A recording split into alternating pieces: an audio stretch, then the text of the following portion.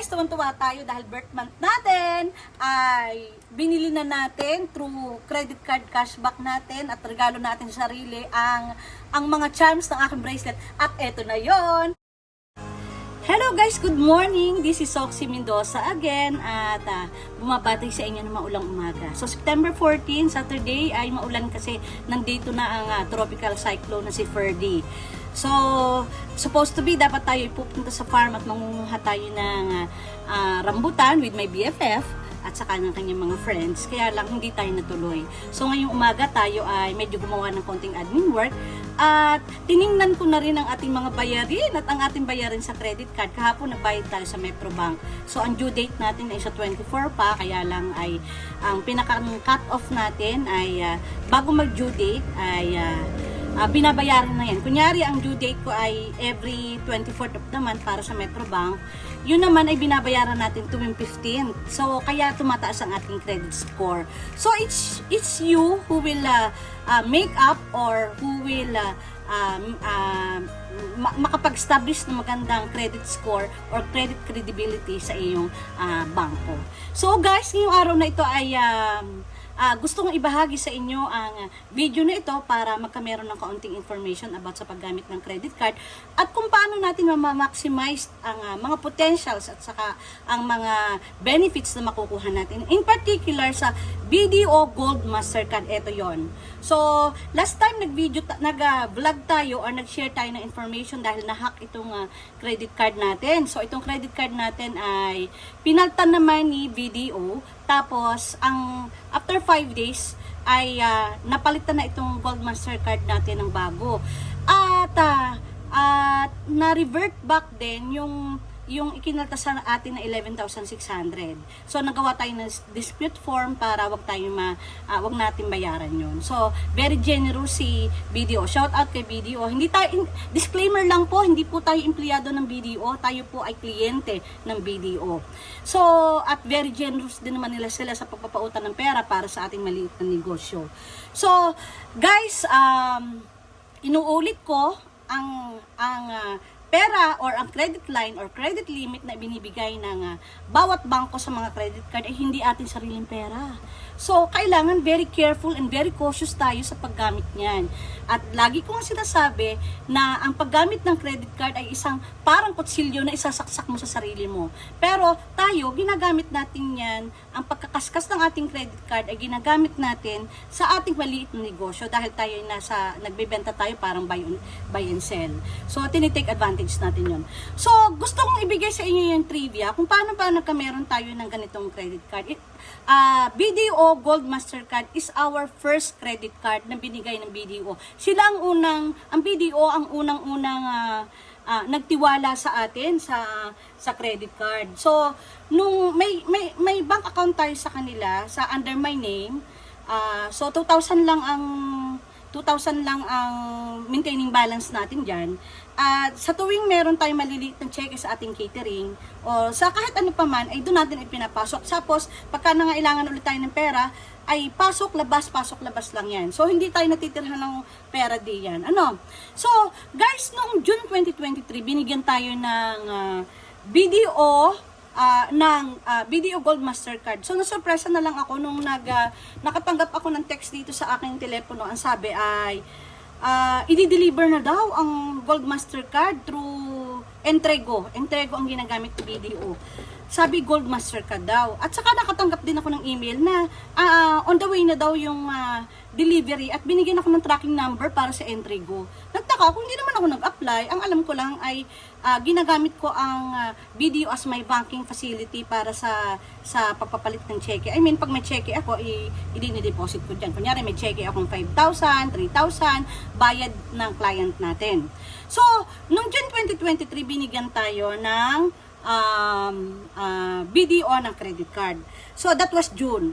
So, pagkatapos noong September 6, 2023, nakatanggap agad tayo ng 5,000 pesos na cashback. At usually ay nakaka-receive tayo ng update sa BDO deals at ng mga information galing sa BDO through Viber. Pero, naalala ko, ako nga pala, ito yung isang promo mechanics ng BDO. Hindi ka makaka-avail ng promo sa credit card, na kahit anong promo sa credit card, without enrolling it. So, magte-text sila sa iyo through Viber, or mag-i-email sila sa iyo, magbibigay sila ng promo code. At sa BDO website, ay i-encode mo yung promo code na yon. So, yun lagi, yung promo code na yun, makakatanggap ka dito ng information na may promo, spend anywhere cashback, holiday cashback, and everything. May mga kanya-kanyang tawag. Pero yung September, bale, yun ay July, August, September. September 6, ay nakuha ko ang cashback ko na, ang unang-unang bigay nila sa akin cashback ay 5,000 pesos. Ang pangalan ng promo na ini, spend anywhere cashback. That was September. Okay, saglit lang guys ha, at susuotin natin ang salamin at medyo ako nahihirapan na.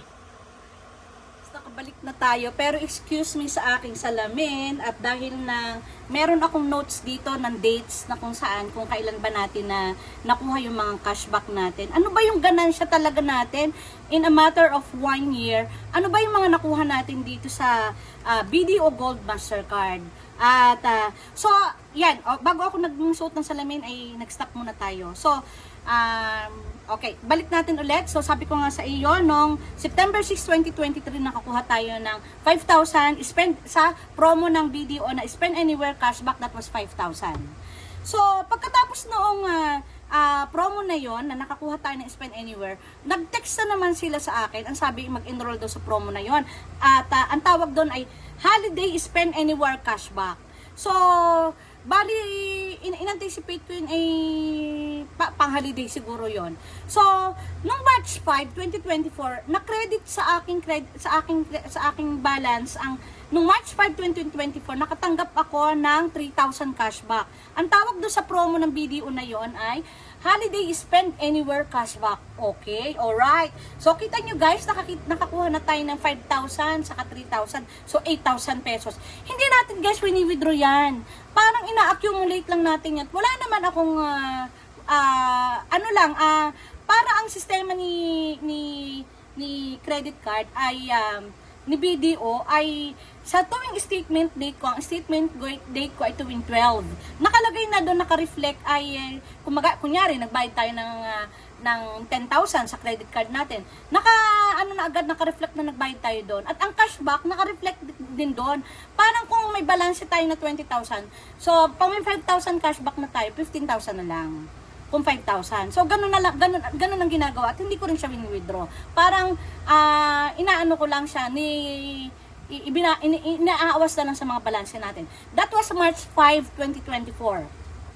So, sinubukan ko, apart sa cashback na nakukuha ko dito sa BDO Gold Mastercard, meron din siya mga points. Nakita ko dun sa credit card statement ko, may points na ako doon. So, ang ginawa ko, nag-apply ako for cash credit redemption. Sinubukan ko ang 500 pesos. At na-credit yung 500 pesos noong August 24, 2024. So, kita nyo yun, meron tayo noong September 6, 2023 ni 5,000, tapos noong March 5, 2024 ay 3,000, noong August 2024 ay 500. So, overall, naka 8,500 na tayo ng ganansya natin. At malalaman ninyo kung saan ko ba dinala ang ating nakuha na yan. At mamimili tayo dahil birthday natin ngayong September. So,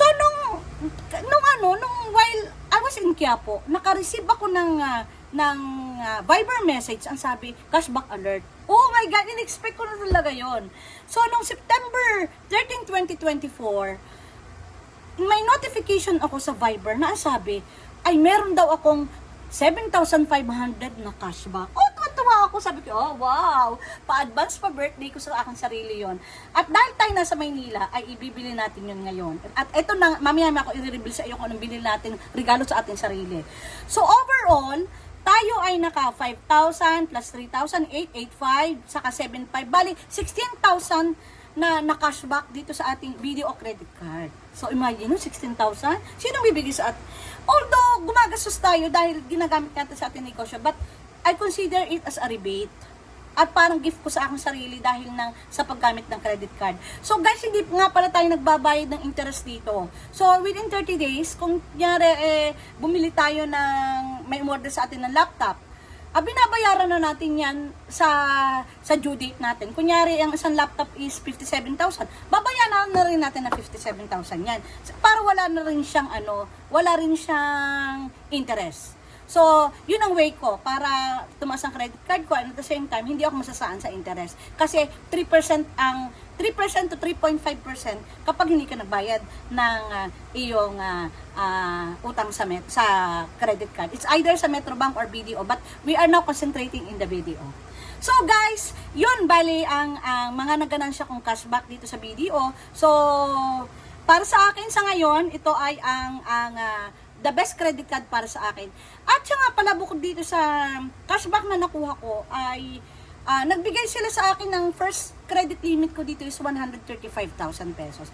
Tapos after a year nun, John, in-increase na nila at meron nga rin palang promo si BDO na pwede mo yung cash conversion. O kaya kapag bumili ka ng yung cash conversion, mind you, alam niyo ba kung ilang percentage pag nag-cash conversion ka? Binigyan ako ni BDO ng 0.45% per month. So, payable in, ang pinipili ko, pag nakabayad na ako in 1 year, yun, bali ang interest niya, 0.45% a month pagka-cash conversion. Pwede rin naman na, kunyari, 2 years, bahala ka kung paano mo pipiliin mo. Tatawag lang si customer service sa iyo, tapos i-credit nila sa bank account mo yun. So, ito na nga guys, tuwan-tuwa tayo dahil birth month natin ay binili na natin through credit card cashback natin at regalo natin sa sarili ang mga charms ng aking bracelet. At eto na yon, dahil meron na tayong dati pa noon na nung tayo nag-a-abroad ay meron na tayong nung tayo nasa Dubai, bumili na tayo ng bracelet, kaya lang walang charm. At hindi ko rin siya ginagamit ko lang in special event. So, eto na guys, kita nyo na, yan, kompleto na. Pero hindi ko lagi sinusuot. Investment din kasi ang gold. So, when you invest in gold, naalala ko noon, 2,500 per gram lang ang gold. Pero ngayon, alam nyo ba, 4,050 na per gram. So, anyhow, eto na ang aking regalo sa sarili ko. Sa'yo na lamang po, this video is not to brag, but to inspire others na nasa sa inyo kung paano ninyo gagamitin ang credit card. Kung kayo ba yung mapapamahamak o ito yung makakatulong sa inyo. So guys, palambing naman, paki-like at paki-subscribe ng ating channel. At ako'y natutuwa at mahigit 1,200 na ating subscribers. Sana ay mas dumami pa. Stay tuned in sa aking channel. Maraming salamat po. Soxy Mendoza.